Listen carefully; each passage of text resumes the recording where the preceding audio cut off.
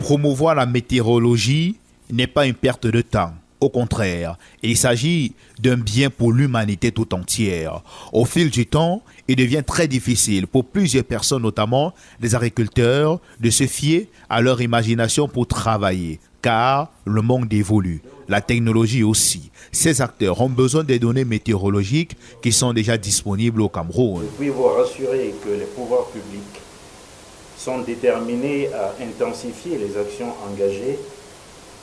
Et cette dynamique entreprise sous les auspices du président de la République, son Excellence Paul Biya, s'inscrit dans une volonté claire, celle d'anticiper, de protéger et surtout de bâtir un système météorologique résilient au service du développement durable et de la sécurité des citoyens.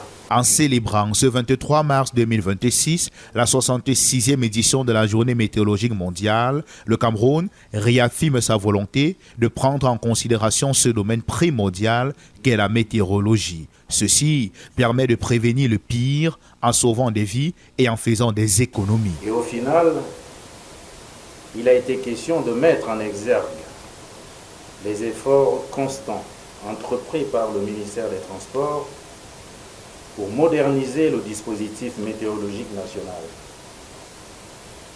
Et à ce sujet, il me plaît de porter à votre attention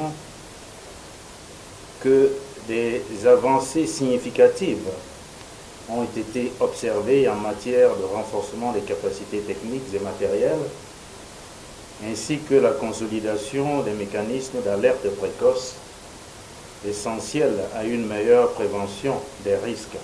L'OMM, dont les compétences scientifiques et techniques sont de plus en plus sollicitées, s'engage à élargir et à renforcer l'échange international libre et gratuit des données du système Terre, faisant de cette volonté un principe fondamental de l'organisation. Ça, c'est la toute première résolution du congrès de 2021. C'est ça même qui avait motivé la tenue du congrès.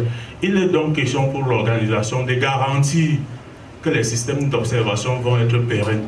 Auquel cas, s'il n'y a pas de données, il n'y aura pas échange de données. On ne peut échanger que ce qu'on a. Au cours de la table ronde organisée à l'occasion de cet événement au ministère des Transports, les débats sont axés sur une thématique précise, observer aujourd'hui, protéger demain. La météorologie est à la base une science empirique, donc une science qui part des observations pour améliorer les connaissances.